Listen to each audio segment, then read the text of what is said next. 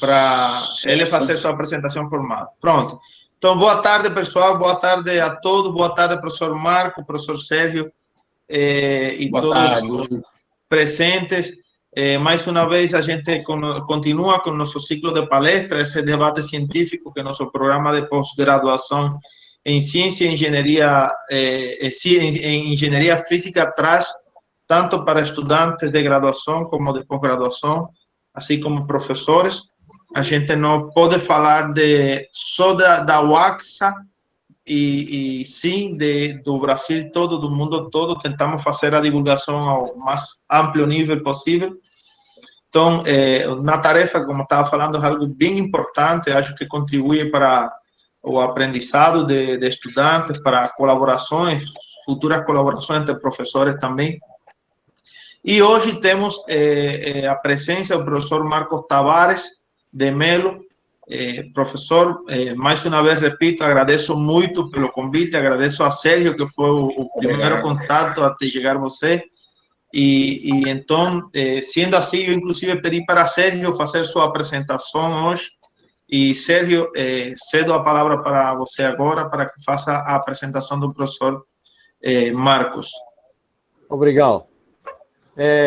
Professor Marcos, muito obrigado de aceitar o convite da gente. E vamos falar um pouquinho da trajetória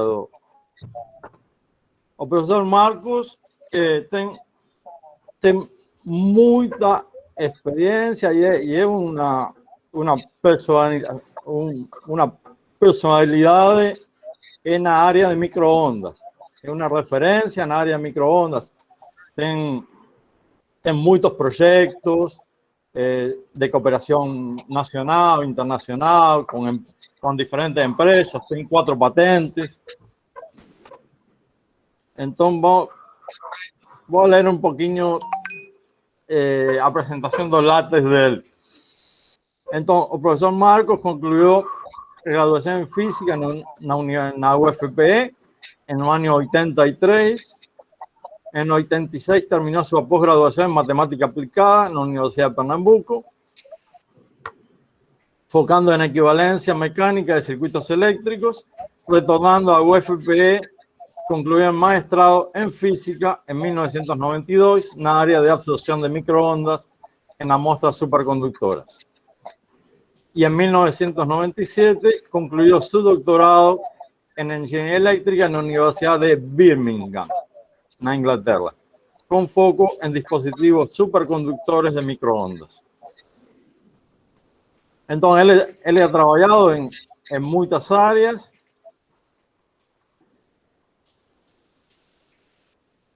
Ministrando disciplinas como electromagnetismo, propagación electromagnética, antenas, métodos matemáticos para ingeniería, microondas, etcétera. Y ahí la lista sigue.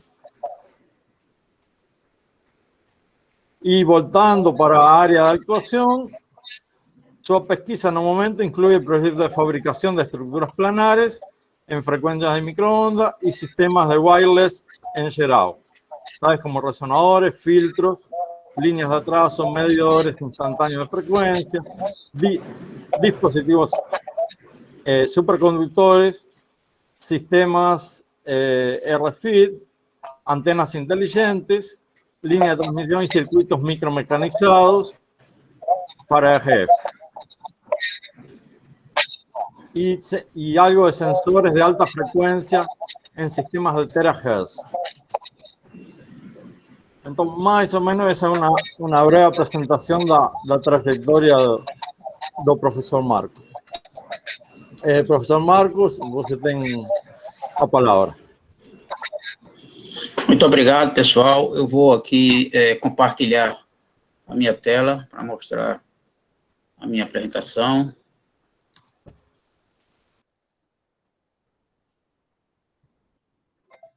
Vocês estão vendo aí minha tela? Sim, estamos sim. Então, primeiramente, eu gostaria de agradecer a Sérgio e a Ramon, né, para esse convite, né, que a nós aqui da UFPE nos honra bastante, essa possibilidade de bater um papo com vocês sobre algumas coisas que a gente vem fazendo há muito tempo, né? Eu vou falar sobre esse tema aqui, que é a integração de discriminadores em sistemas de medição de frequência instantânea para aplicação em radares, satélite, etc. Mas, ao final, eu vou fazer alguns agradecimentos e vou mostrar ao longo dos anos o que a gente tem feito nessa área. Vou tentar fazer numa linguagem mais simples possível e não irei detalhar nada tecnicamente, porque cada trabalho desse significaram várias teses e várias dissertações, e certamente a gente não vai poder fazer isso detalhado aqui e agora, mas eu, no final, vou colocar o meu e-mail, os meus contatos, se alguém quiser depois entrar em detalhes, tá bom? E para mim vai ser um prazer não só de ajudar, como também fazer os links adequados com as pessoas ligadas a cada trabalho, porque aqui agora eu vou fazer uma espécie de apresentação histórica, né, e mostrando algumas coisas que nós fizemos ao longo desde os anos 90, né, então, muita coisa aconteceu e eu vou tentar acompanhar o que a gente fez durante toda essa história. Tá? Bem, não fiz nada sozinho, várias pessoas contribuíram, daí eu vou sempre falando isso e mostrando as contribuições, certo? De cada um. Vamos lá, então. O guia de apresentação, né? Então, eu vou tentar seguir, tentar fazer uma introdução, depois falar sobre alguns conceitos básicos sobre medição de frequência instantânea, diferentes tipos de IFM e IFMS, né, vou antecipar que essa sigla aí, ela vem do inglês, né, que é Instantaneous Frequency Measurement Subsystem, e traduzindo é um sistema de medição de frequência instantânea. Algumas publicações, vou mostrar algumas publicações e agradecimentos. A ideia é que eu vá apresentando, tá certo? Se alguém quiser, durante a apresentação, fazer alguma pergunta, fique à vontade também. Se quiser fazer...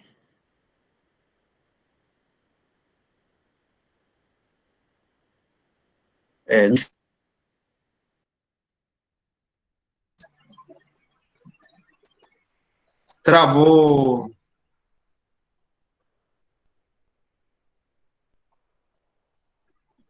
Eu acho que está com problema a internet. Deixa eu mandar uma mensagem.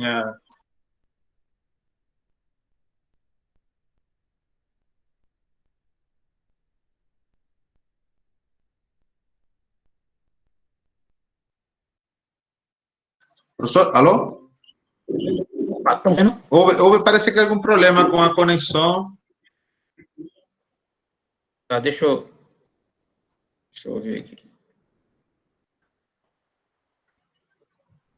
Eu estou escutando vocês bem. Vocês estão vendo a apresentação? Sim, agora sim. Agora sim. Foi um momento que houve uma falha, parece.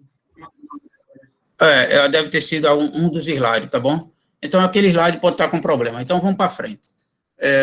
Então, aquele slide lá, deve estar com algum problema, ele mostra todos os tipos de interferômetros que a gente vai apresentar ao longo dessa nossa conversa aqui, tá certo? Mas, de antemão, eu vou falar um pouco sobre as aplicações, esses IFMs, né? A história do IFM, como é que essa história de IFM começou, né? Então, os IFMs, que fazem parte do coração de um radar, de um satélite, né, de aplicações militares, né, de receptores Bluetooth, que saiu do âmbito militar dos anos 80, 70, e foi para o ambiente civil. Então, muitas aplicações, era tudo restrito aos militares. Até os meus primeiros projetos que eu participei nos anos 90 na Inglaterra, era tudo documentado pelo Serviço de Defesa Aeroespacial inglês, onde a gente tinha que fazer alguns contratos e assinar termos de responsabilidade e tal. para que as pesquisas não fossem divulgadas naquele momento, né? Então, boa parte do que aconteceu lá foi passado para o mundo civil, e hoje a gente vê isso até nos equipamentos dos computadores, né? Então, tem uma aplicação realmente espetacular. Por exemplo, aquele caça, né, o caça que rompeu a barreira do ar, que os radares não podiam detectar, graças ao IFM, os radares conseguiram ser muito mais eficientes e detectar de uma forma precisa uma frequência desconhecida, né? Os satélites conseguiram, né, ver na superfície da Terra centímetros devido aos IFM. Então, equipamentos militares conseguem fazer um sistema de segurança espetacular devido a esses IFMs e várias outras aplicações que estão, a cada dia, aumentando mais, certo? Então, a gente vai falar de alguns IFMs básicos, falar um pouco da teoria, como é que isso se concebe, como é que se forma, como é que se projeta um IFM, através dos interferômetros, e, em seguida, né, a gente vai falar nas aplicações. O que é que a gente fez durante todos esses anos com vários tipos de estrutura, né, até onde a gente chegou.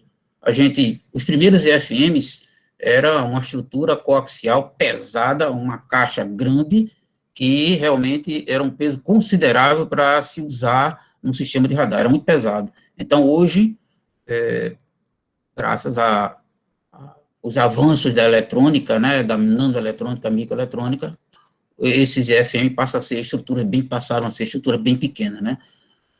Então, vamos mostrar, por exemplo, existia uma luta muito grande nos anos 90, porque os americanos fizeram o primeiro IFM, não totalmente planar, mas fizeram para aplicar em satélite supercondutor. E aí ele era colocado no espaço, e nesse espaço foi feito por um material chamado ítrio bário copper oxide, era todos os interferômetros foram projetados para trabalhar em nitrogênio líquido, e eles eram aplicados no espaço. Mas em 1990, né, e 2 e 3 mais ou menos, a Inglaterra começou a trabalhar no desenvolvimento de estruturas planares, ou seja, a ideia era colocar tudo no plano só, certo? Foi daí que surgiu uma proposta de fazer tese nessa área, que eu, na verdade, estava na física, né? Eu viajei para a Inglaterra para fazer doutorado em física. E aí o departamento de física já tinha feito qualify na física, e o departamento de engenharia elétrica, né, e a física, eles trabalham em paralelo, realmente, a mesma escola, as disciplinas são muito parecidas, etc. E aí o meu orientador perguntou: Marco, você quer ir lá na física? Você tem uma experiência já com micro-ondas no mestrado seu, montar uma estrutura de FM lá na física, lá na engenharia? Bem, foi uma viagem sem volta, né? Então, eu fui para a engenharia e nunca mais voltei para fazer nada em física. Quer dizer, eu já estou com saudade, né? Então, a ideia é que eu vou mostrar agora o que é que surgiu, né? Qual foi o primeiro IFM totalmente digital, certo? Então, esse sistema IFM, ele é composto por várias partes, né? Vou mostrar as partes com quais é composto o sistema. Está aqui um diagrama geral de um IFM, formado por divisores de potência. Vou mostrar aqui, ó, são divisores de potência. Eu estou colocando ele numa divisão mais geral e explicar o que significa cada parte. Então, isso aqui é um divisor de potência, de uma entrada e de N saídas. Aqui são os interferômetros. Cada interferômetro, ele tem, se o interferômetro for formado com base em linha de atraso, você tem sempre uma referência, que é uma linha de atraso fixa, que ela se repete em cada interferômetro, tá vendo? E a linha de atraso que varia no segundo bloco, no terceiro, no quarto, por aí vai. Então, e essas variações, elas não são variações acaso. Tudo isso é projetado, né, e que tem uma certa lógica, um certo sentido, para que essas diferenças entre o que varia e o que é fixo possam gerar as bandas de frequência. Depois que você divide o sinal é combinado novamente e passa por um detetor. Esse detetor tem a sua curva de resposta, passa pelo amplificador e depois por um analisador, por um conversor analógico digital, certo? Então, cada bit, ele é construído de acordo com o sinal de saída aqui. E a gente tem, né, vários interferômetros, a gente vai mostrar quais os critérios que você deve adotar para montar um sistema desse tipo, certo? Então, veja que a saída deles, todas as saídas aqui, vai estar conectado com uma antena, com um sistema de controle, certo? Então, existem, além do IFM, né, dentro de um satélite de radar, né, uma parte de controle pesada e também uma parte de sistema de RF também pesada, certo? Eu vou tentar falar mais ou menos o que, de acordo com as aplicações que a gente vai mostrando, certo? Então, como eu falei, né, o sinal, ele entra, é dividido, etc., é combinado, depois é convertido. As linhas de atraso, eles são os componentes essenciais do IFM, né, porque, baseado naquela linha de atraso, eu estou falando de linha de atraso agora, mas a gente não vai falar de linha de atraso o tempo todo como parte integrante de um interferômetro, certo? Então, por que eu estou falando de linha de atraso? Porque linha de atraso foi o primeiro tipo de interferômetro usado no IFM, tradicionalmente. Então, a linha de atraso, o critério dele é simplesmente atrasar o sinal, né? Diminuir a velocidade. Você pode diminuir a velocidade do sinal simplesmente aumentando o caminho, né? Aumentando o comprimento. Pode ser um loop, por exemplo, de um material supercondutor, ou de um material condutor, de um material semicondutor. Então, pode ser um loop até o sinal demorar até chegar no final, certo? Como pode ser outro tipo de estruturas que eu vou mostrar. Então, os diferentes intervalos de atraso de tempo, né, são usados para medir a frequência instantânea. Essa é a ideia. E o sinal de referência desse atraso diferencial que forma o sinal digital após a detecção. O código gerado naquela saída lá, aquela saída 1, saída 2, saída 3, né, identifica exclusivamente o sinal de entrada da largura de banda do dispositivo, né, e é formado pela escolha correta dos atrasos em cada um dos canais. Então, o dispositivo, né, ele por ele ser um dispositivo paralelo, veja que as estruturas são todas paralelas, cada interferômetro estão conectado de forma paralela, isso dá a ele um aumento na probabilidade de interceptação de um sinal desconhecido, de 100%. A grande vantagem de um IFM é que ele não faz varredura. Por que se tornou uma coisa tão popular e uma coisa tão eficiente? É porque os mecanismos que antecederam o IFM, todos faziam varredura, né? O IFM não, ele detecta a frequência desconhecida automaticamente. Essa é a grande vantagem. Então, os pulsos de comprimento mínimo que podem ser processados, né, são da ordem de atraso do tempo do discriminador de bit, menos significativo. Então, é importante você determinar o seu bit menos significativo para você, não só isso, né, como outros parâmetros que a gente vai mostrar aqui, que são os critérios básicos para se projetar um IFM, né? Então, o atraso mais longo, por exemplo, é determinado pela resolução da frequência desejada. Quem vai dizer a resolução é quem está solicitando o projeto. Então, a pessoa que vai solicitar a você, como projetista, né, ele tem que dar a você as condições mínimas de dados para que o projetista ele vá lá e faça isso. Então, a condição mínima, né, que está relacionado com o custo é a resolução. E a resolução está ligado a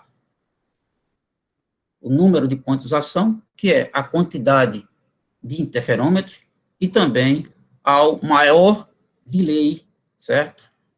Que você vai colocar no seu sistema, certo? Ou seja, aqueles interferômetros que vão crescendo, o último dele lá de baixo, né, o maior deles, é que vai dar, que está relacionado com a resolução da frequência.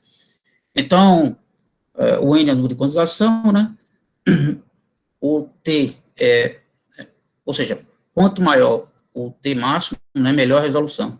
E a resolução também pode melhorar se você aumentar o número de quantização. Quanto maior for o número de quantização, melhor a resolução. Então, a resolução é, de fato, o que mais preocupa o projetista, o que sai mais caro no projeto, porque está ligado ao maior delay e está ligado também ao número de interferômetros. Então, tudo vai depender o quanto você quer gastar para melhorar a sua resolução. A resolução está ligada aqui, está ligado a tudo, né? Se você quer ter certeza na detecção do sinal, né? Eu quero detectar 1 centímetro na superfície da Terra, ou 1 centímetro, 3 ou 4. Então, cada detalhezinho está relacionado com a resolução. E isso tem um preço, né?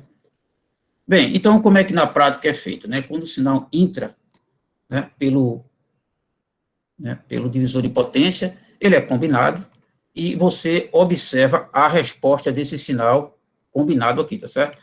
Então, a diferença de frequência entre os picos, quando você observa a resposta desse sinal, e nulos adjacentes, é dado pela expressão aqui, ó.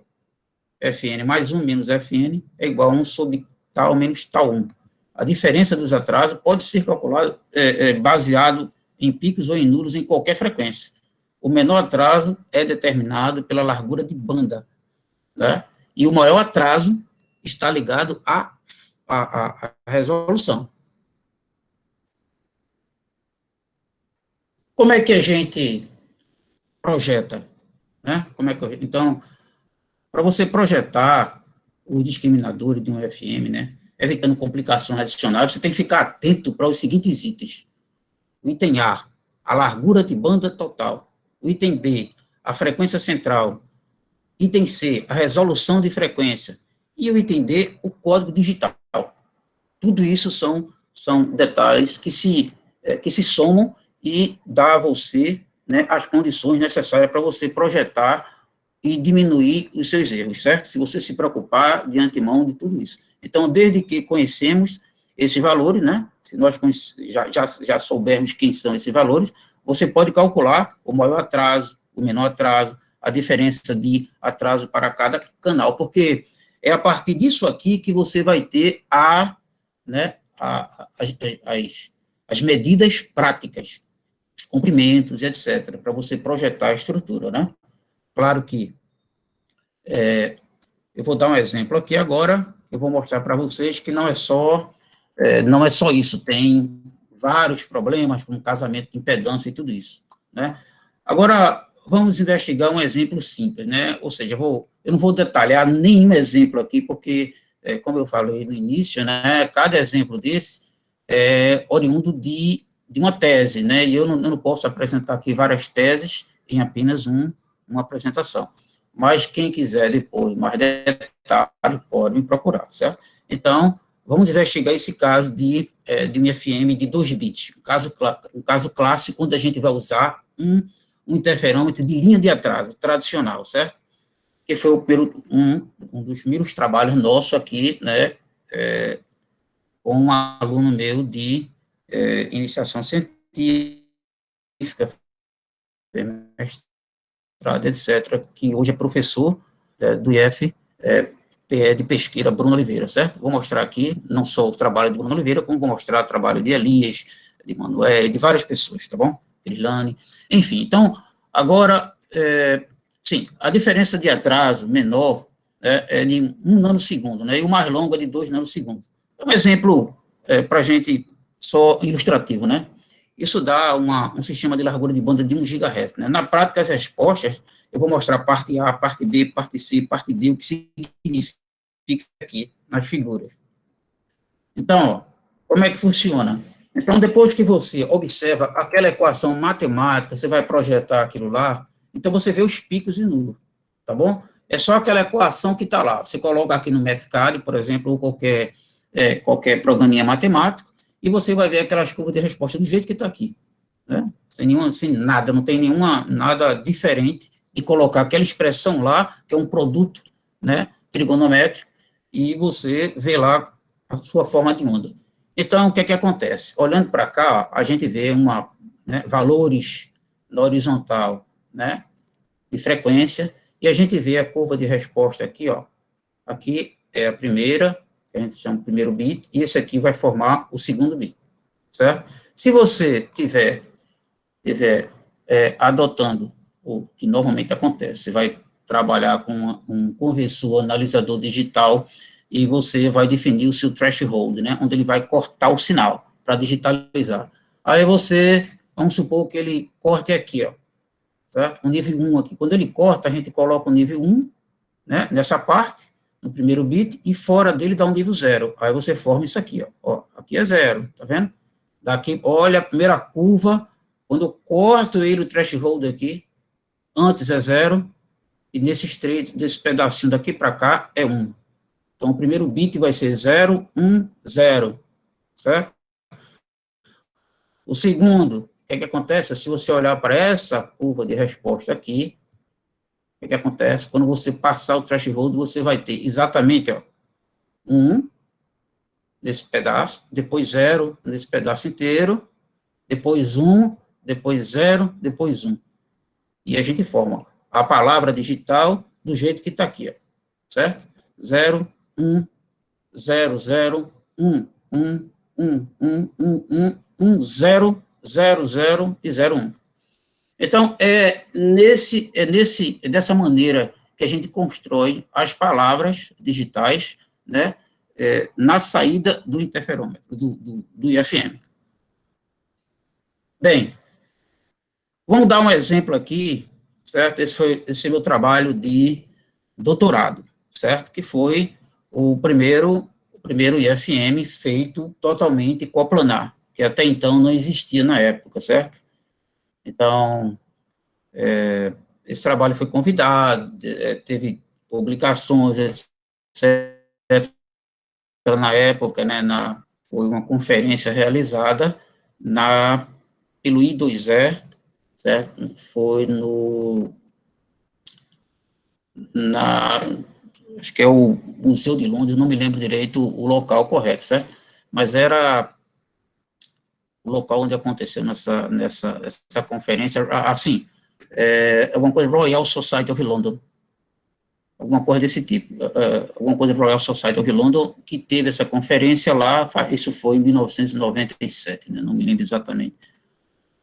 Mas essa conferência foi realizada, e eu fiz essa apresentação, foi filmado pela BBC, etc., né.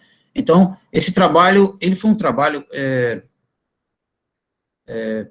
bastante interessante, porque houve uma integração de várias coisas, né, por exemplo, aqui, ó, na primeira parte, a gente tinha uma estrutura coplanar, que era uma CPW, depois, para o pessoal de graduação, eu vou tentar não usar muito o termo técnico, eu sei que tem pessoas da graduação assistindo, talvez não tenha visto ainda alguns termos técnicos com disciplina específica de micro-ondas, certo? Então, essas estruturas são estruturas que estão no plano, né?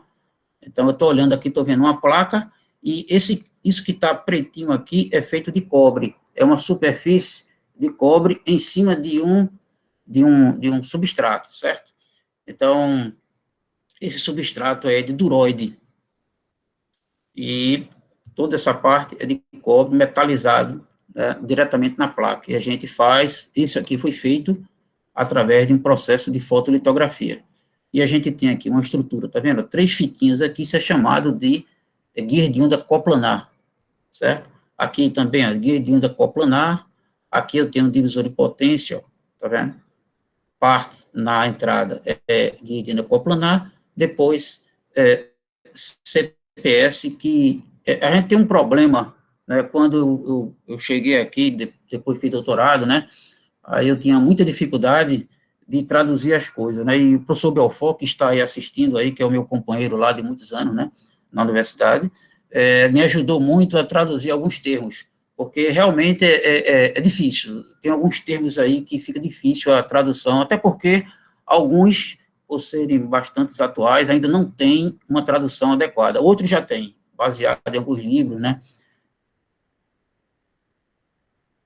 E a gente que foi informar, etc. Mas alguns termos realmente é difícil traduzir. Enfim, então, veja que a linha de atraso aqui, ó, ela não é do tipo clássico de linha de atraso. Aqui a gente diminui a velocidade fazendo o quê? Usando linhas interdigitais, aumentando a capacitância, diminuindo a velocidade. Então, essa foi a sacada, certo? A sacada, eu não fiz isso sozinho, eu tive a ajuda de Mike, do professor Hong, tudo isso, certo? Então, todas essas partes aqui, elas são integradas e com muito cuidado, né, de tal forma que no final a gente tem 50 ohms. Então, esse trabalho, ele foi totalmente impresso no lado do substrato, certo? E foi feita também a versão supercondutora. Bem, então, aqui a gente tem a resposta, naquele tempo, 94, 95, a gente não tinha o software de simulação eletromagnética completa que tem hoje, em 3D. A gente tinha, em 90, era o Sonnet, perdão, o Sonnet, que era um software muito tímido, né, era só planar, para estruturas complexas ele não funcionava, por exemplo, esse tipo de estrutura, ele não funcionava, certo? Tinha que ser feito todo o processo de fotolitografia, fabricando, construindo e testando, e medindo, né? Então, a simulação, ela era bastante difícil naquela época, certo? Pelo tamanho da estrutura e pela pouca condição que o software oferecia. Então, nesse caso aqui, ó, as medições, a gente encontrou esse bit, certo? Então, a gente teve a palavra construída. Só um minuto, pessoal. Só um minuto aqui, pessoal. Desculpe. Só um minuto.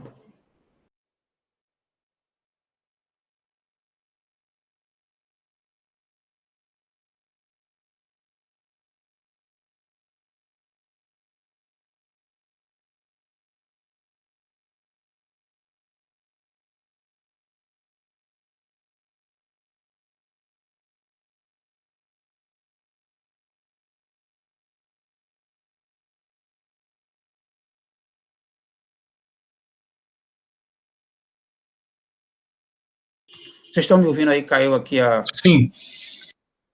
Voltei sim, aqui. sim. Deixa eu compartilhar novamente. Perdão.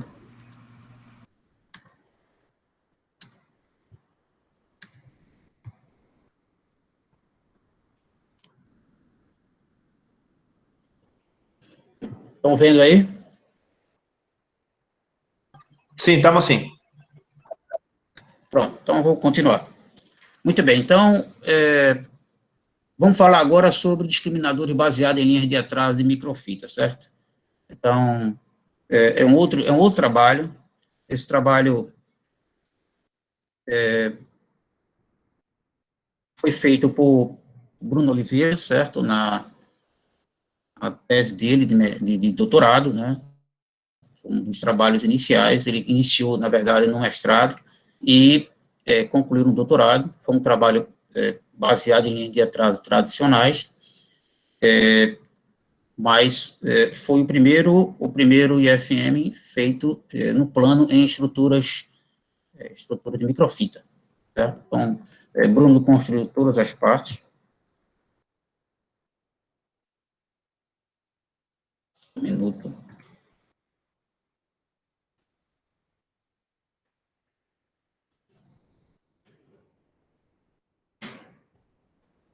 Deixa eu colocar aqui.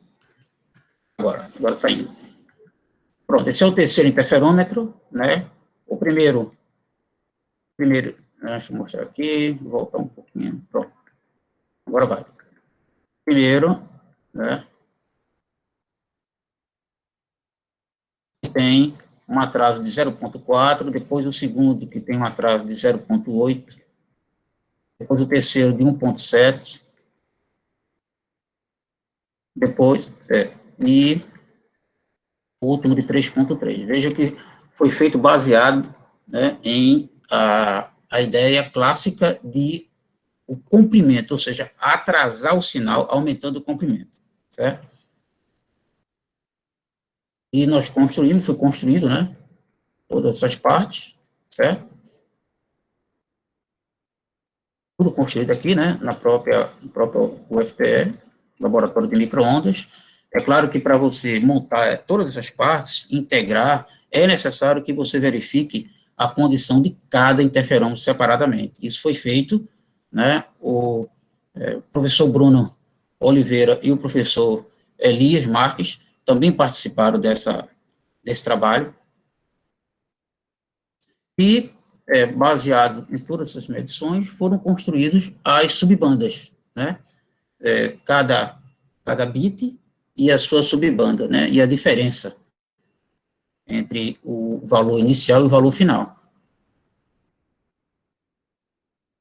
Agora vamos falar sobre outros tipos de discriminador, né? Que é discriminadores baseados em filtro rejeita-faixa, tá bom?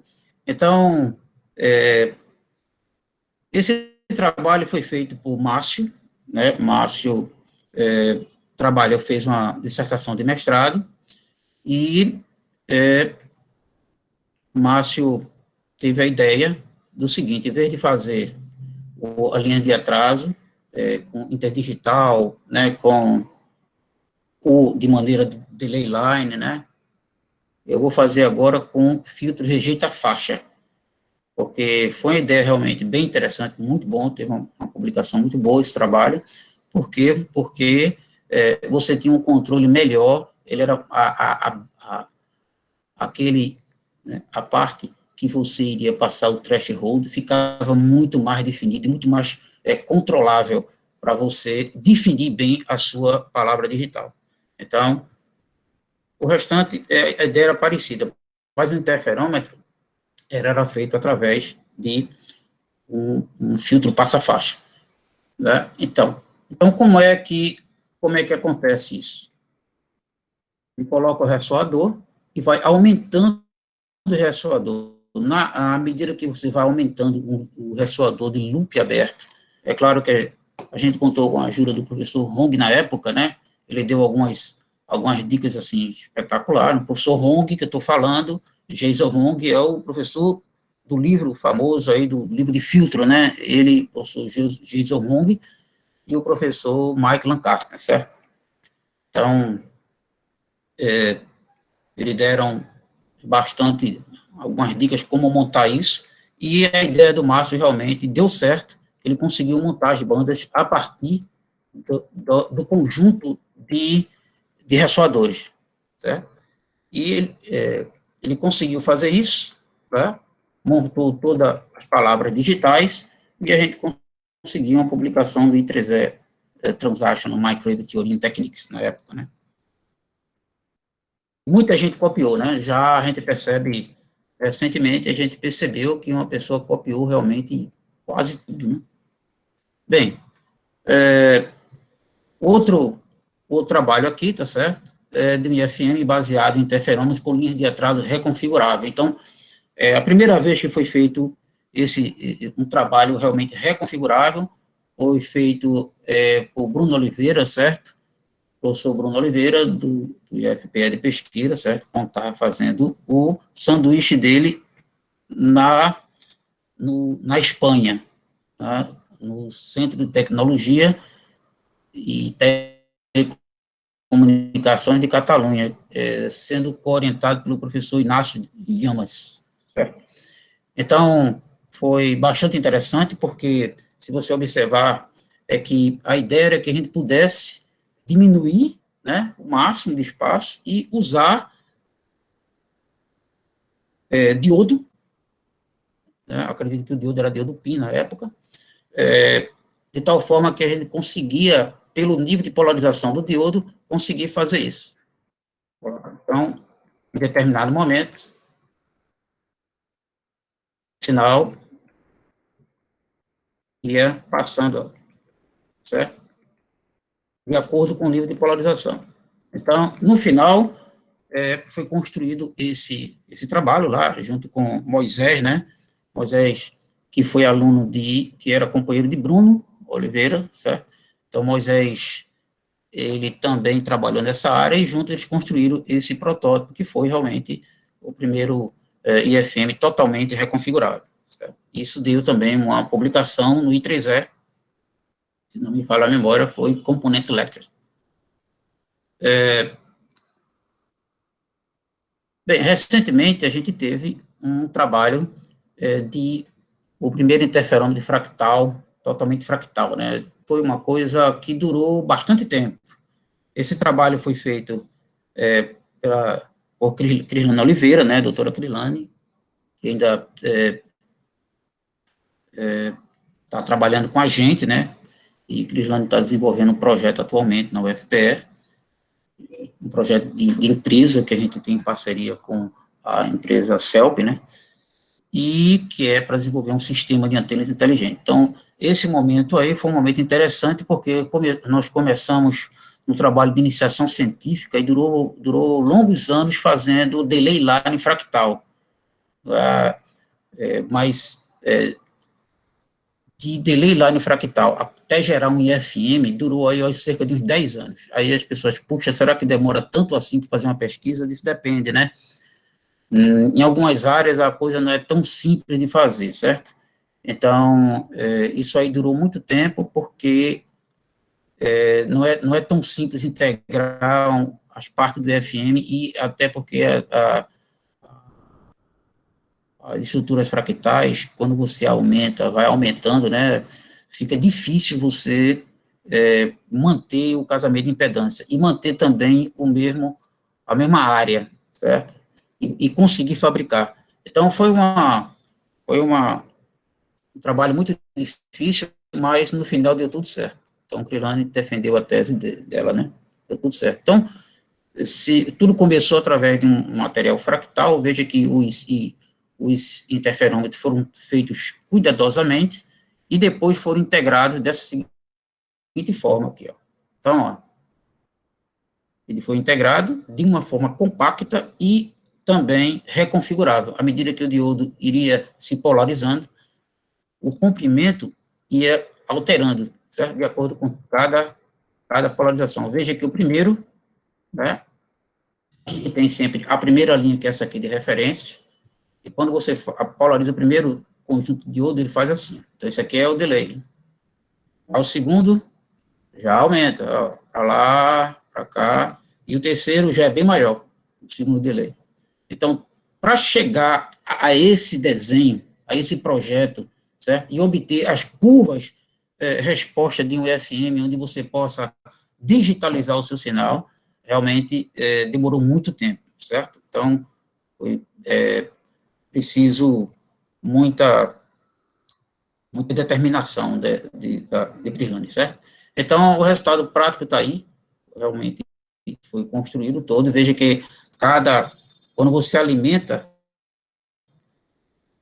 um circuito desse tamanho aqui, dessa complexidade, cada fio desse que é colocado nessa placa, você tem que simular a presença dele, porque ele interfere. Desse tipo, você vai sofrer interferência. Então, tudo tem que ser muitas vezes, várias vezes, simulado, e ver de que forma ele vai interferir, fazer curvas de densidade, corrente de distribuição, não só de parâmetros S, como também, principalmente, corrente de distribuição, para saber o nível de interferências que a fiação alimenta. Esse é o problema de uma estrutura reconfigurável de circuitos ativos, porque você, na hora que você vai alimentar, você tem que saber até que nível de interferência isso pode prejudicar o seu trabalho.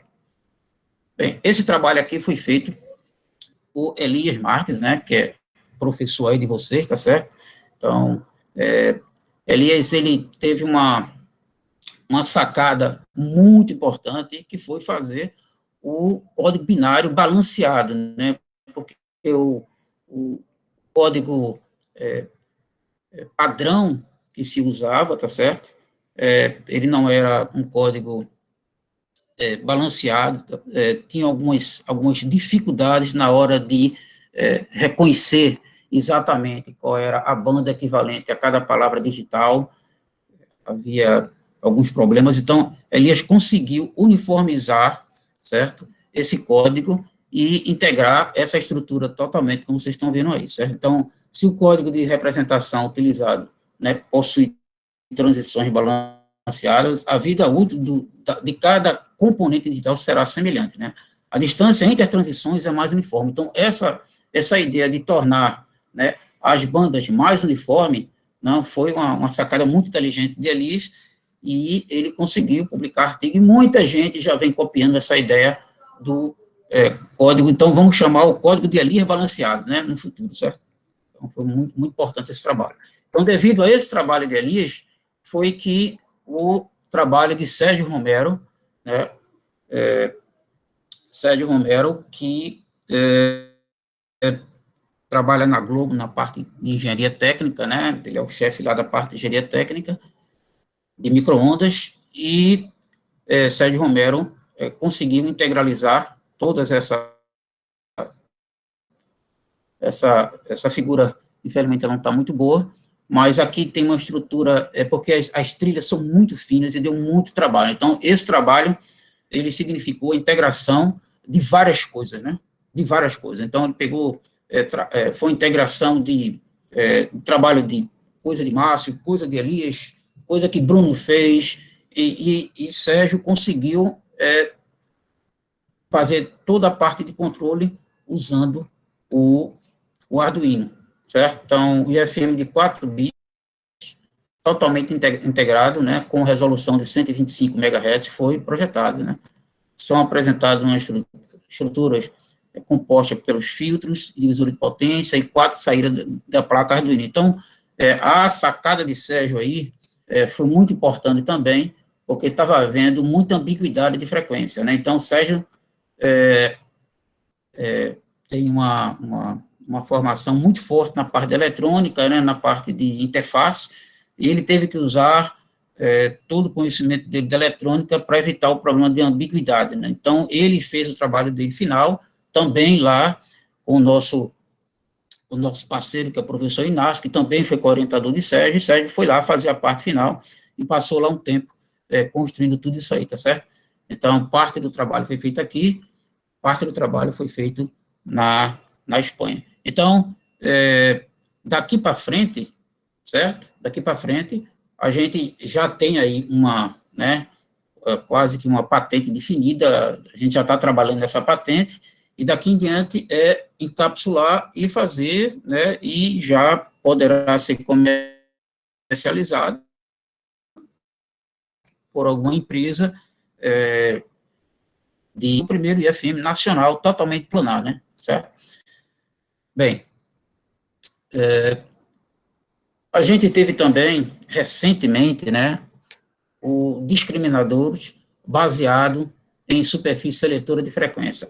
Esse foi um trabalho desenvolvido por Giordano, certo? Giordano fez a sua dissertação do mestrado e teve uma sacada, assim, muito interessante, porque, na verdade, a gente ia trabalhar uma outra coisa, né? Estávamos procurando tags, né? Fazer tags de RFID.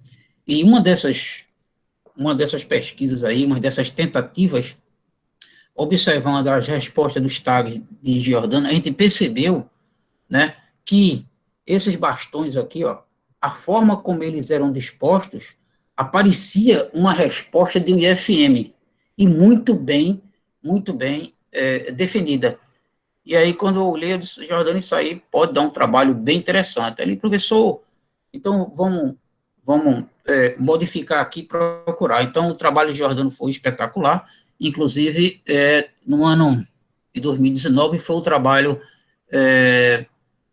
que mais foi acessado pela revista MOTL, certo? Ele recebeu um prêmio, a gente recebeu um certificado pela maior quantidade de pessoas que baixaram esse trabalho, né? Então,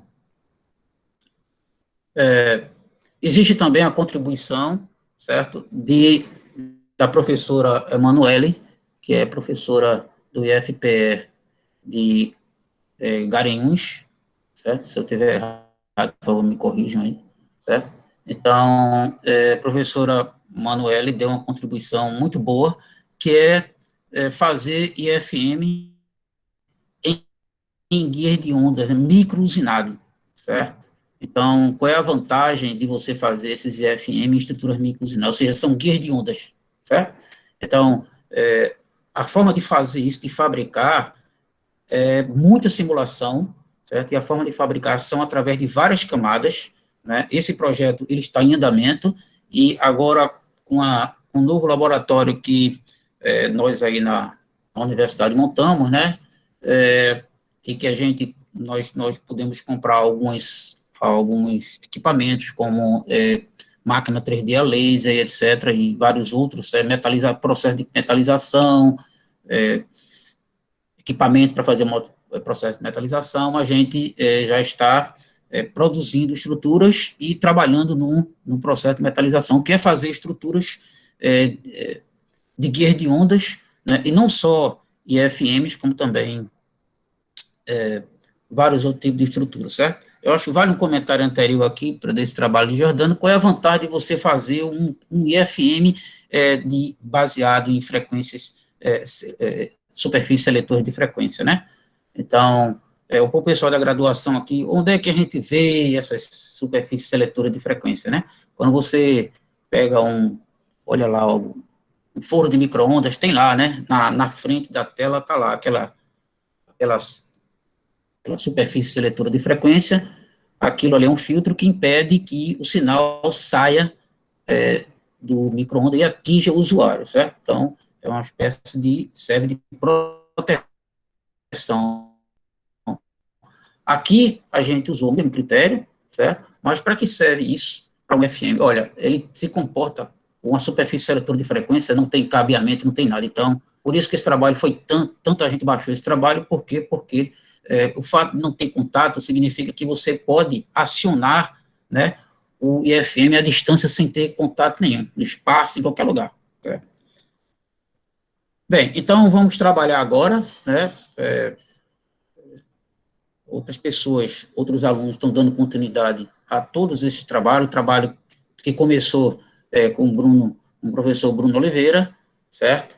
E vários outros seguiram, né, o trabalho, e eu gostaria, né, de mostrar aqui algumas publicações que foram feitas, né, publicações importantes em revistas realmente de peso, né, do I3E, várias revistas do I3E, como também outras de importâncias parecidas, tá certo? Né?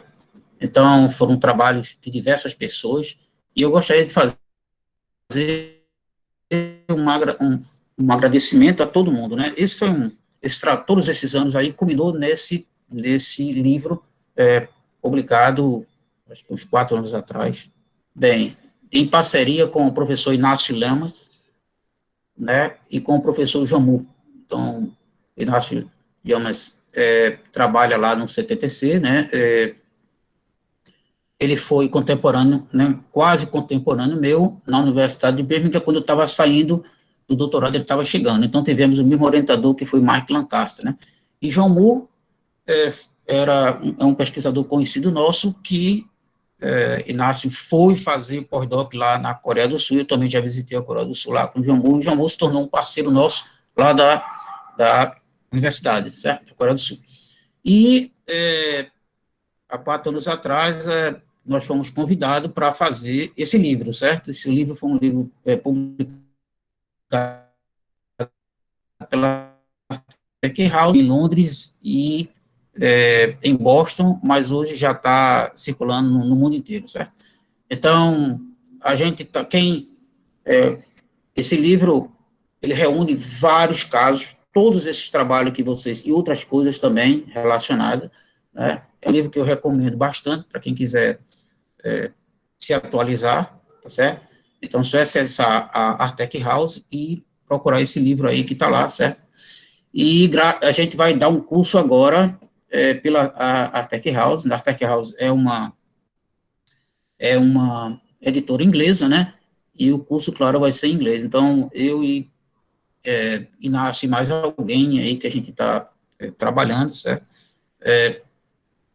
Possivelmente um aluno nosso que a gente já entrou em contato, né? Depois a gente oficializa, também entrará para dar esse curso, e as pessoas podem se inscrever, e eu vou tornar público quando isso acontecer, certo? Bem, vou fazer alguns agradecimentos aqui ao PPGE, da UFPE, ao CTTC de Caxias em Barcelona, o Laboratório de Microondas, do Departamento de Eletrônica e Sistema da UFPE, a CAPES, CNPq e o Mineco, que é o setor lá de pesquisa da Espanha, qual financia. Aqui, principalmente, o Laboratório de Microondas, tá certo? Isso aqui, né, não está todo mundo aqui, tá certo? Alguns estão um pouco mais distantes, a maioria está aí. Gostaria de agradecer ao professor Belfort, né, que tem sido meu parceiro aí durante muitos anos, e começou as coisas aí, quando eu cheguei ele já estava aí, foi aluno de Sérgio Rezende, né, eu já fui aluno do orientando de Sérgio Rezende, eu trabalhei no mesmo laboratório que Belfort trabalhou na física, né, que é lá com Sérgio Rezende, certo? Então, a todos que estão aí na foto, meus agradecimentos, né, eu gostaria de agradecer. Tudo começou com o Michael Lancaster, né, que é o meu orientador. Ele acabou de aposentar em dezembro, certo? O meu co-orientador, que é o Jason Mung, né? Esses dois caras, aquele livro lá famoso do filtro, então esses são os dois autores, né? Esse é o João Moore, lá da Coreia do Sul, e Inácio, né? Que tem colaborado com a gente, tem colaboração de, acho que uns 15 anos já que a gente vem trabalhando juntos, certo? Isso aqui foi uma foto do IMOC, né, que a gente organizou em 2015, e que vamos organizar o de 2023 na Espanha, certo? Já estamos trabalhando para isso. Gostaria de agradecer a Bruno Oliveira pelas suas contribuições durante vários anos, né? Bruno começou iniciação científica comigo, né, e fez mestrado, doutorado, e hoje é professor do IFPE de Pesqueira.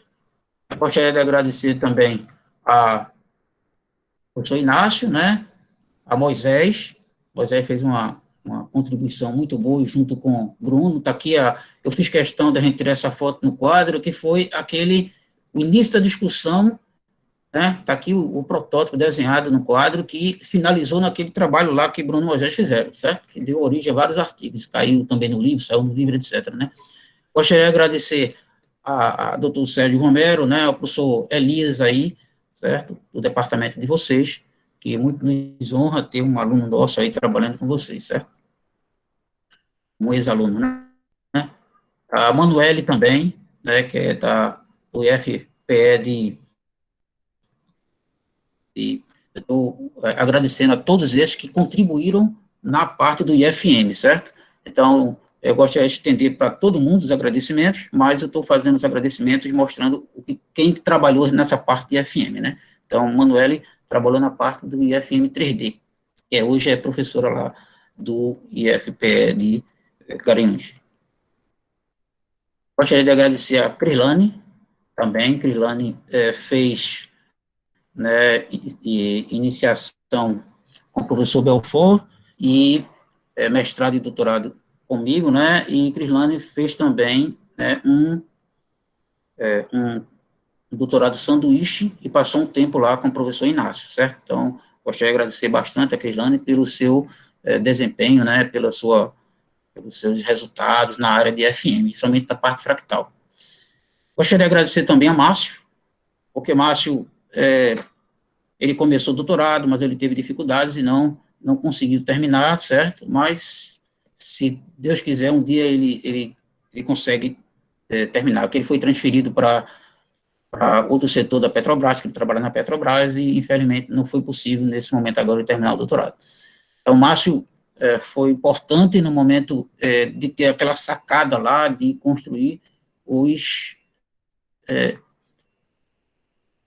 interferômetros baseados em filtro rejeita faixa, né?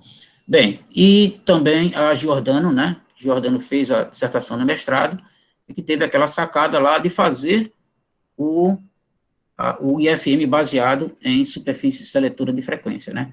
Então, todos eles contribuíram bastante, né? E hoje, o estágio que a gente está, isso aqui foi de um churrasco que a gente fez no início, né, algum tempo atrás, certo? Então, eu gostaria de agradecer a todos, né? Está aí meu contato, Departamento de Eletrônica e Sistema, marcos@ufpe.br. O meu e-mail é muito difícil de gravar, é marcos@ufpe.br. Pode ser o Gmail também. E aqui está o link do laboratório de micro-ondas, né? Se você colocar na internet, laboratório micro-ondas UFPE, aí vai direto para esse link, certo? Não tem problema nenhum. E lá, tem lá todos os detalhes de vários projetos que a gente está trabalhando, né? E toda a maioria das informações que a gente fez está por lá. Então, eu estou aí aberto para perguntas, desculpe a demora, acho que foi um pouco longo, né? Mas fique à vontade aí. Nada, nós que agradecemos, professor. Muito obrigado aí pela sua palestra. Mais uma vez, falo de que hoje sua palestra teve recorde de apresentação, ao qual somos muito gratos e orgulhosos. Isso já mostra o interesse do estudante de nossa unidade sobre o tema. E, bom, como o professor falou, agora passamos a esse ciclo de perguntas, palestras, dúvidas sobre a apresentação do professor. Alguém que tem alguma dúvida, quer perguntar alguma coisa, professor? Fique à vontade, viu?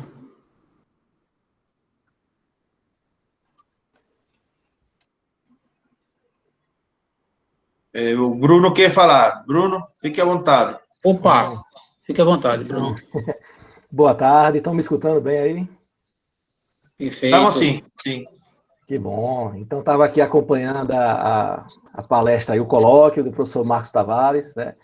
Professor Marcos Tavares, que foi meu orientador da iniciação científica na graduação, né? Desde o terceiro período, né? Bolsa PIBIC FACEP. E também foi o meu orientador do mestrado e do doutorado, né? E eu estava até me lembrando essa semana, Marcos, do apelido que a gente tinha, né? Os alunos da iniciação da FACEP, né? Era 5 para as 5, porque a gente tinha o prazo para entregar o relatório, né?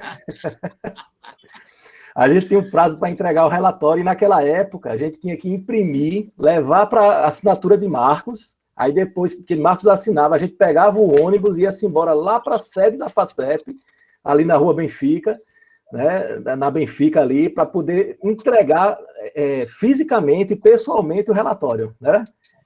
Eram outros tempos, né? Era corrido, viu? Era corrido, realmente a luta era grande. Hoje em dia você faz tudo pela internet, né? Assina digitalmente, faz tudo eletronicamente, mas eram tudo outros mais tempos. fácil, né, Bruno? Mas verdade. Eu agradeço aí as citações, né, e dizer que Marcos foi meu orientador esse tempo todo e hoje é um grande amigo, né, um grande amigo e um colega também de trabalho e de pesquisa nessa área aí de engenharia de telecomunicações, engenharia de micro-ondas. E queria dizer que, reforçar o convite também do IMOC 2023, né, que vai ser realizado em Barcelona, na Espanha, tá? Então, fica aí também o convite para esse evento. É um dos eventos mais importantes aqui das Américas e internacional também, do Mundial, né? Hoje já deixou de ser um evento aqui do Brasil e das Américas, passou a ser um evento internacional, mundial. Tá? Então, deixo o convite aí para a participação de vocês nesse evento. E, Marcos, eu queria ouvir um pouco de você aí. Eu queria que você, na verdade, fizesse um convite e também o pessoal aí da pós-graduação, né, de Engenharia Física, da UAXA, que pudesse falar um pouco também, fazer um convite para os alunos de graduação que a gente tem aqui presente, tá? A gente trouxe uma turma do 4º período de Engenharia Elétrica, do IFPE Campus Pesqueira.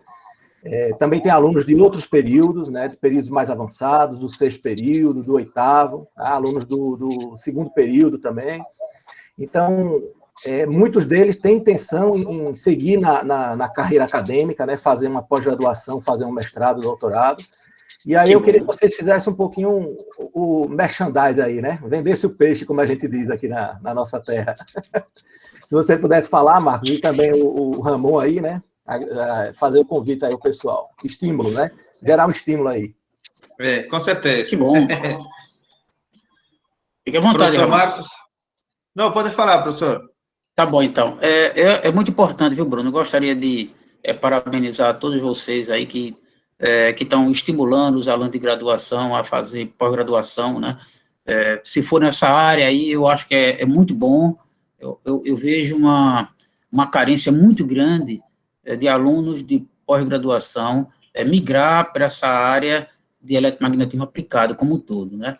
Então, tem uma carência muito grande. Basta você colocar na internet aí, por exemplo, tipo High Frequency Designer, e você vai ver a quantidade de vaga que existe no mundo inteiro. É uma procura, assim, uma carência enorme, porque é uma área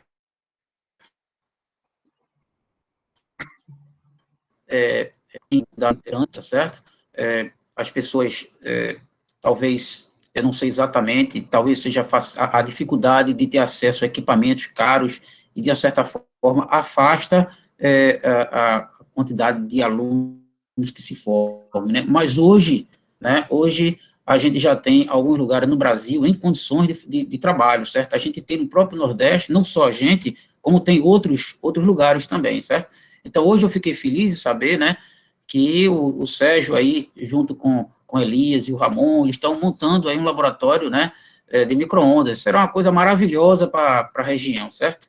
Significa outro polo. Eu sei que Bruno está aí na luta dele também, né, está montando o laboratório dele. Então, essa semente que foi plantada lá desde, né, de Sérgio Rezende, né, desde Mike Lancaster, Belfort, etc., que isso não pare, né? Isso continue durante muito tempo, que as pessoas possam ir treinando, né, e dando continuidade a tudo que foi feito, tudo que foi realizado por esse pessoal, tá certo? Então, é muito importante, tá bom? E o fato de a gente ter na região também um mestrado em engenharia física, eu vejo isso de uma forma muito importante, né? Muito importante, porque a engenharia física, aí o pessoal pode falar com mais propriedade, tá certo? Mas como eu comecei na física, né, e essa questão de engenharia física sempre foi um sonho, né, de se fazer, construir uma graduação em engenharia física, hoje já tem uma pós-graduação, é uma coisa muito boa e salutar. Eu espero que vocês fiquem cada vez mais fortes e possam atrair mais alunos, tá certo?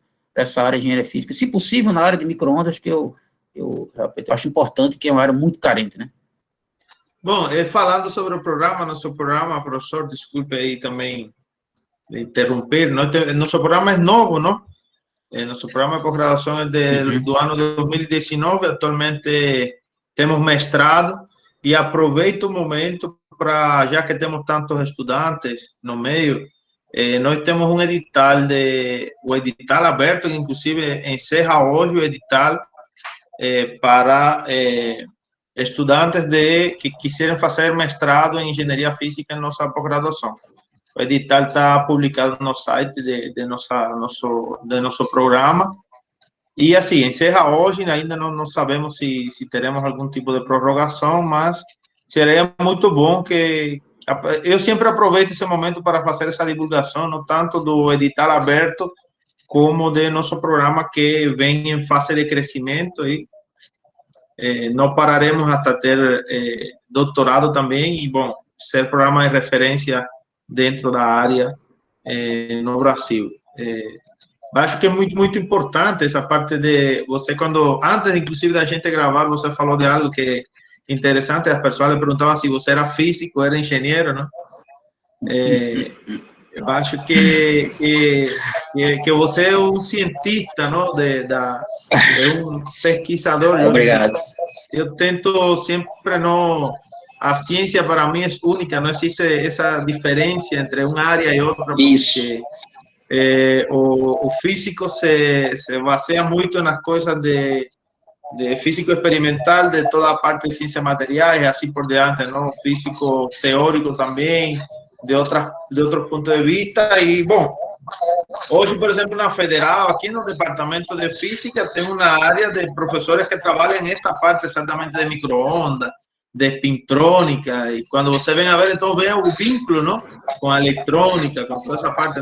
Então, ao final, todos que trabalham na ciência são cientistas tentam procurar melhorar coisas, encontrar coisas, fenômenos novos, aplicações novas dentro dos limites que a gente tem, não? Então, eu acho muito bom, e no nosso colóquio também sempre eu tento procurar isso, diversificar, não? Mostrar diferentes áreas para que todo mundo veja de que todos estamos lutando pelo mesmo, não? Que é por uma ciência melhor, por alcançar novos resultados.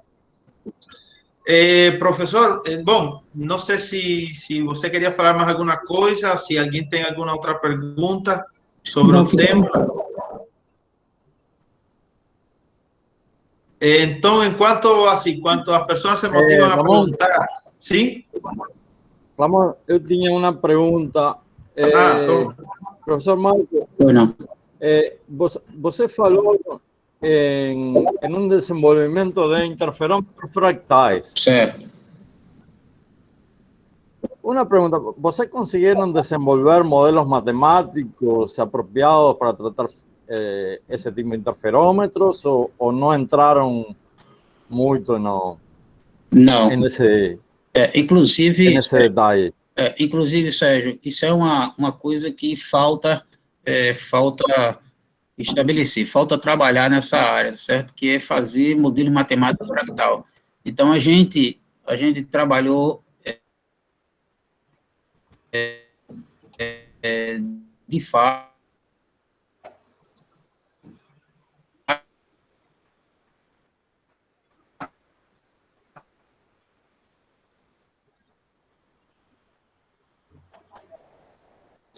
mas a gente desenvolveu um modelo de matemática, não. Então, é uma aproximada que precisa ser.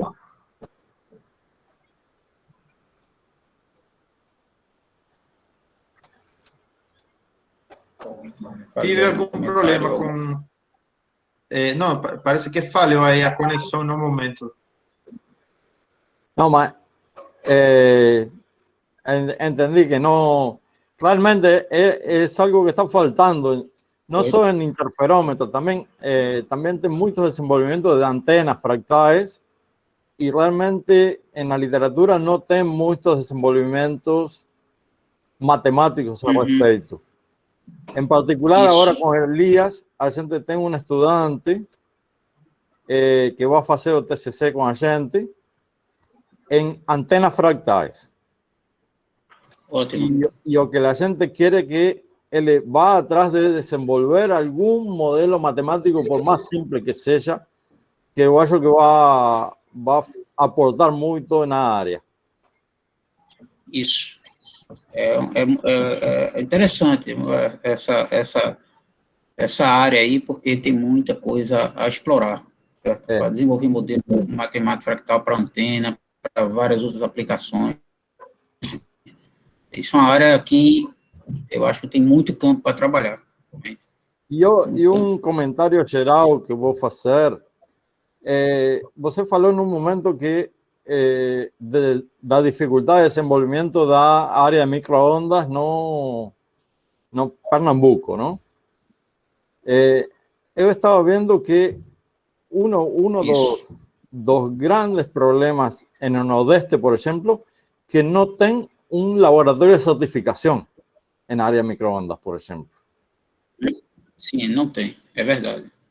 Isso. Então, eu acho que poderia ter uma relação entre todos os atores que trabalham nessa área para tentar impulsionar laboratório de certificação, que eu acho que a nível industrial seria importantíssimo.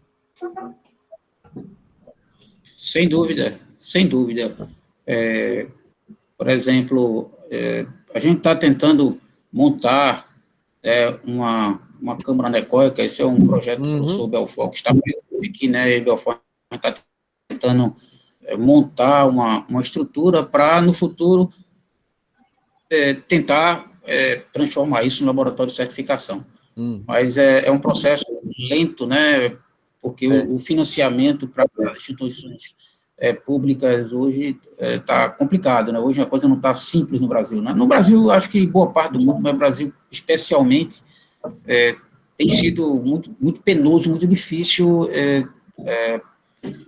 atrair recursos para as universidades, né, de uma forma geral. Espero que isso melhore no futuro, né, mas no momento não tem sido simples. A gente tem tirado recursos com projetos relacionados com empresas, propriamente dito, mas os editais, infelizmente, de órgão de fomento têm diminuído assustadoramente, né, e fica aqui a minha preocupação para o futuro, né, com o que pode acontecer com as universidades para o futuro, né, tem tido muito pouco financiamento.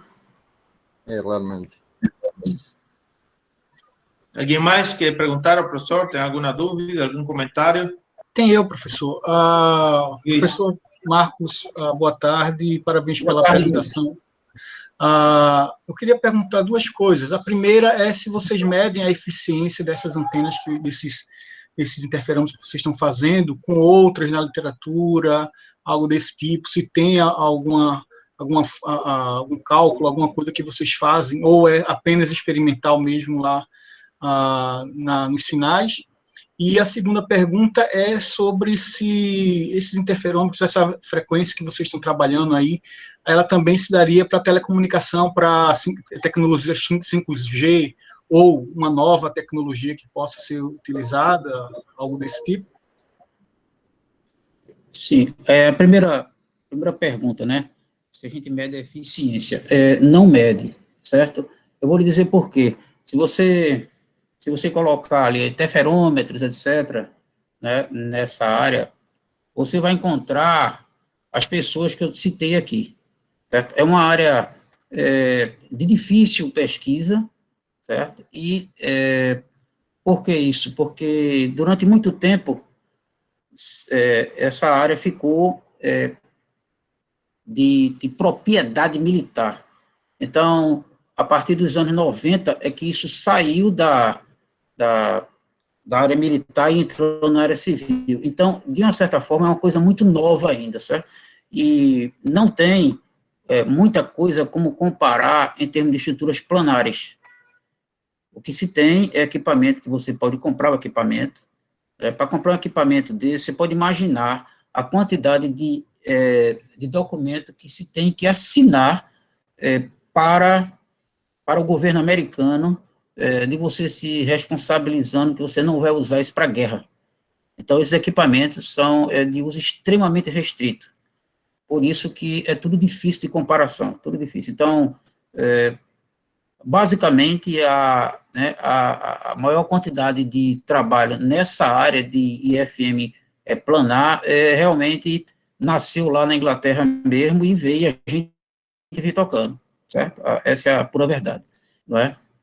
A outra pergunta, perdão, foi... Sobre tecnologia, 5G, tecnologia de comunicação. Sim. Com certeza, né? Então, a ideia de um IFM, ele, da forma como você projeta ele, certo? A frequência central que você vai aplicar, certo? Isso é objeto do seu projeto. Então, a banda e a frequência central é objeto do seu projeto. E se aplica muito bem a isso, muito bem. Então, você está, por exemplo, no determinado...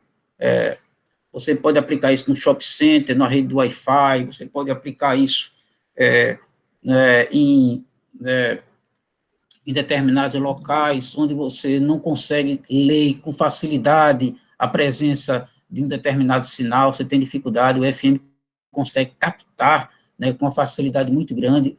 Onde você tem dificuldade, certo? O IFM é uma ferramenta muito forte, certo? Para que você consiga estabelecer a comunicação. E tem, sim, aplicações em diversas áreas. Tá? É uma coisa nova, né? Se você entender que saiu do campo militar nos anos 80, 90, é muito novo, né? Tá ok. Muito obrigado, professor. Nada, de forma alguma. Prazer. Alguém mais? Bom, professor, sim? Com licença, poderia perguntar algo para o professor ainda? Pode, sim. Pode perguntar, fique à vontade. Boa tarde, professores. Me chamo Clisman Baltazar, sou aluno do professor Bruno Oliveira, ali, do campus Pesqueira, e estou caminhando aí para a minha terceira iniciação científica, aí, ainda na graduação. Eu gostaria de perguntar a vocês como é, mais ou menos, o mercado de trabalho nessa área e também o conhecimento prévio para entrar nessa área de pesquisa aí de vocês, o que é que tem que ter, assim, do aluno? Pronto, vamos falar a questão de mercado, certo? Questão de mercado. Então, eu digo para você o seguinte, que aí os meus ex-alunos que hoje são professores aí, estão aqui como testemunha da verdade, né? É que todos esses que recebem um determinado treinamento nessa área, eles são muito disputados, certo? Muito disputados. Por quê? Porque é uma área que as empresas, elas precisam muito. Quais empresas precisam muito? Todas as empresas que têm telecomunicações, certo? Por exemplo, vou dar alguns exemplos. A Rede Globo, né, que tem uma parte técnica muito forte, né, não só aqui no Brasil inteiro, ou qualquer empresa de telecomunicações como um todo, né, qualquer canal de TV, qualquer coisa que trabalhe com frequência de micro-ondas, vai precisar de alguém técnico nessa área. As empresas de celulares, a Claro, né, a Vivo, e por aí vai, a TIM, todas elas precisam de pessoas treinadas para fazer os seus projetos internos. Então, eles vão tirar de onde? Das pessoas que recebem o treinamento para isso. Agora, para as empresas treinarem, sai muito caro. Então, se elas pegarem alguém que já tem um treinamento, fica mais barato. Daí, os nossos alunos serem muito disputados pelas empresas de telecomunicações. Todos esses que estão na área acadêmica é porque gostam realmente de fazer pesquisa e estão ali por opção. Mas se quisessem trabalhar no mundo empresarial, com certeza estaria trabalhando, certo? Porque eles realmente precisam de gente nessa área e a quantidade é muito pouca. Não, mas não é só um problema de Recife, nem de Pernambuco, nem do Brasil, não. É do mundo inteiro, certo? O mundo inteiro tem uma carência muito grande de pessoas que trabalham com micro-ondas, né? Projetistas de micro-ondas. Então, o mercado... Eu, por exemplo, não conheço ninguém dessa área que esteja com problema que esteja sem emprego, por exemplo. Eu desconheço. Certo? Não só no Brasil, como no mundo inteiro, as pessoas que eu já conheço por aí, não... Então, o mercado de trabalho, ele é muito forte, é muito ativo, certo? Muito forte. Agora, o conhecimento que você precisa para poder entrar nessa área, uma coisa que eu gostaria de deixar assim, bem claro para todo aluno, é que o pessoal que faz eletromagnetismo, quando pensa em trabalhar na área de micro-ondas, muita gente fica assustado, achando que ele vai passar a vida inteira fazendo conta de eletromagnetismo. Na verdade, não é. Né? Chega um determinado momento que você vai aprender a trabalhar com um suporte de software de simulação eletromagnética, né? Você vai trabalhar com, se você for fazer link de rádio, por exemplo, tudo isso tem tabelas, tudo isso tem maneiras já padronizadas de trabalhar, em que você não vai ficar fazendo conta de eletromagnetismo. Então, é uma área muito tranquila de trabalhar, né, e muito inovadora, certo? Você está sempre diversificando, sempre fazendo alguma coisa diferente. Então, tanto na área, quando você vai projetar circuito de RF, por exemplo, vou dar um exemplo, se você é o projetista, né, da Intel, onde você integra circuitos de RF com circuito DC, você é um cara que vai ganhar muito dinheiro, né? Porque não é uma coisa fácil de fazer e elas pagam muito dinheiro para essas pessoas que chegam lá, né? E a gente teve projetos aí no grupo de fotônica, né, no passado, em que a gente tinha informações com a Siemens, a gente trabalhou com a Siemens durante muitos anos, né? Eu, o professor Belfort, o professor Joaquim, Fontana, etc., Fred, e a gente via claramente, em determinadas áreas de RF, as pessoas recebem o salário para ficar em casa sem trabalhar, só para não ir trabalhar com o concorrente. Então, é uma área, certo, muito disputada pelas pessoas que têm uma certa formação, certo? Então, o campo é um campo bastante promissor e paga muito bem, certo? Respondi as perguntas. Entendi meu peixe. Sim, senhor. Muito obrigado aí. Obrigado, disponha. Alguém mais? Quer fazer?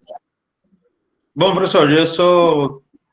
Sim, não tem... Acho que não mais ninguém tem aí para perguntar. Minha pergunta já não vai um pouco sobre a sua palestra, nem sobre esse mercado de trabalho. Eu vou lhe fazer uma pergunta, não? Eu acho que é importante para estudantes, para nossos colegas professores que estão aqui também, e é mais relacionado a pesquisa nesse tempo de pandemia. Nós, nesse tempo, estamos atravessando situações bem complicadas, não? E Sim. a gente sabe que antes de chegar a pandemia já existiam estudantes de mestrado, de doutorado, trabalhando, estudantes de iniciação científica, e muitos desses trabalhos têm sido afetados pela pandemia. Claro, muitos estudantes também demonstraram de que quando eles querem, eles vão para frente, tal, professores, e vão fazendo de um jeito e conseguem terminar o mestrado, o doutorado, mesmo nesse tempo de iniciação científica. Mas também é entendível de que a situação é bem complicada de acesso ao laboratório. Quem trabalha mais com essa parte experimental ou precisa de um computador bom e não tem em casa e só tem no laboratório, se viu muito afetado. Minha pergunta está relacionada sobre isso, ou seja, como vocês, como departamento, como pós-graduação, têm enfrentado essa situação de laboratório fechado, de estudantes que não podem ir para o laboratório, dos trabalhos de pesquisa que se pararam no momento dessa pandemia que sigue afetando tanto ao mundo.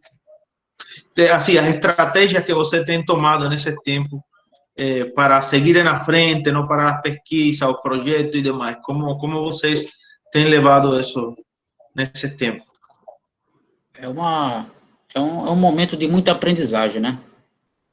Muita aprendizagem. Você tem que se renovar, e principalmente quem está na função de coordenador, de chefe, de departamento, de diretor, são situações bem atípicas de tudo que a gente trabalhou até hoje, certo? Você tem que se moldar a uma nova situação.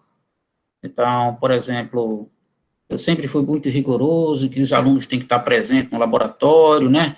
A gente tem que acompanhar de perto. Eu tive essa educação por onde eu passei, pela física, da UFPE, na Inglaterra, em tudo que é canto que eu passei, a cobrança do pessoal sempre foi uma cobrança presencial. E, naturalmente, a gente adquire essa formação de exigir as pessoas produzirem presencialmente e fazer um corpo a corpo. Só que agora a gente teve que aprender, né? Aprender tudo de uma forma diferente. Como ser produtivo não estando presente, certo? Ou seja, é uma outra situação, uma outra dinâmica.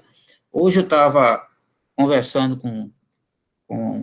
ontem conversando com o Bruno, aí o professor Bruno Oliveira, né, sobre a questão de, a gente organizou o IMOC em 2015, certo? Agora a gente está, né, organizando 2023 em Barcelona. O 2015 foi o Bruno, o professor Belfort, o professor Joaquim, né, todos esses que fizeram parte do evento lá, que eu sou suspeito de falar, mas as pessoas falam que foi um sucesso, né? Não contei só com essas pessoas, tá? O próprio Elias participou muito do evento, né? Na época, como aluno de doutorado, contribuiu bastante, né? E vários outros aqui presentes que também participaram.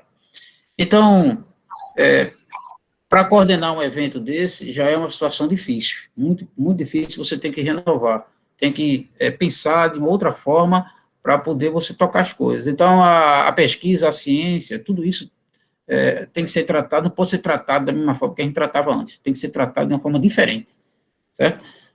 Não sei a fórmula, eu não sei, mas eu sei que a gente não pode tratar da mesma forma. Então, passar atividade de tal forma que você possa acompanhar isso no seu dia a dia, correndo, dentro de casa, com as dificuldades, não tem sido fácil, principalmente quem tem função de coordenação, em que você é cobrado para você ter resultados, né?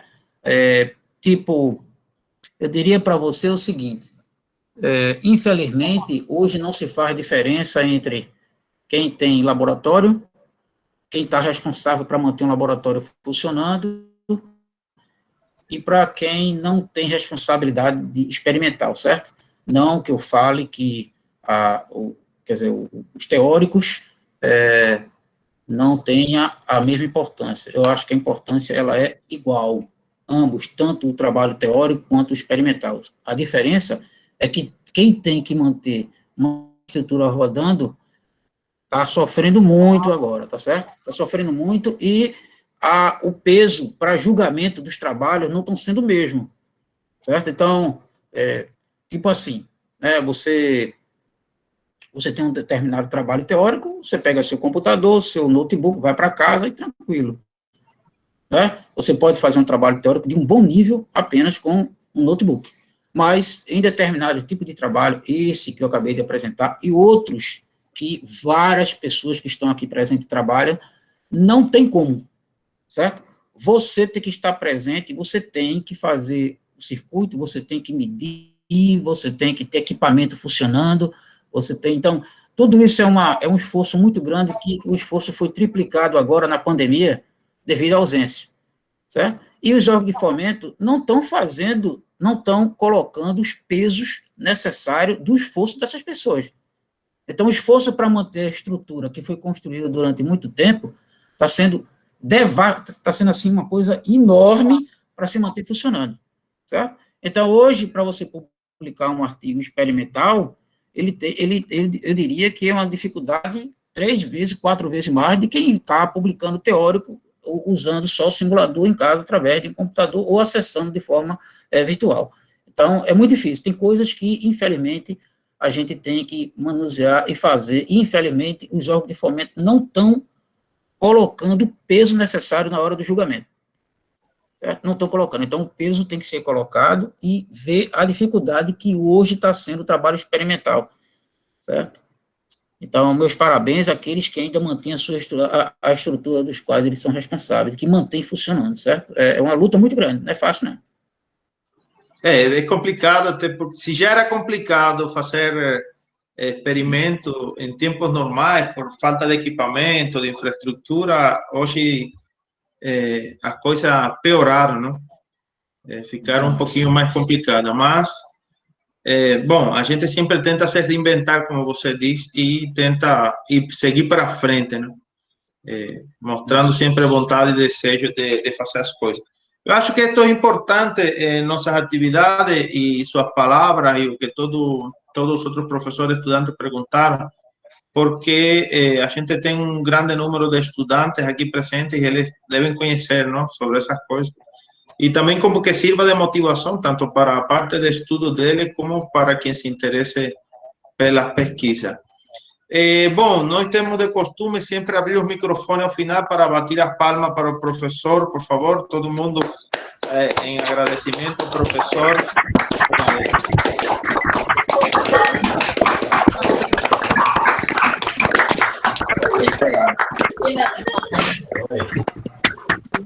Professor, mais uma vez, em nome do programa de pós-graduação, dos professores do programa, dos estudantes que estão aqui muito presentes, nós agradecemos sua participação. Acho que, bom, até agora, de todos os colóquios que hemos desenvolvido, foi um dos que mais público atraiu pelo tema, por a gente ter escolas de eletrônica, de engenharia elétrica, de estudantes que se interessem, e só penso que esse vínculo, essa motivação para participar hoje, o mantenham e participem sempre toda segunda-feira de nosso ciclo de palestra vinculado ao nosso programa de pós-graduação. Mais uma vez, professor, muito obrigado por tudo. E, bom, espero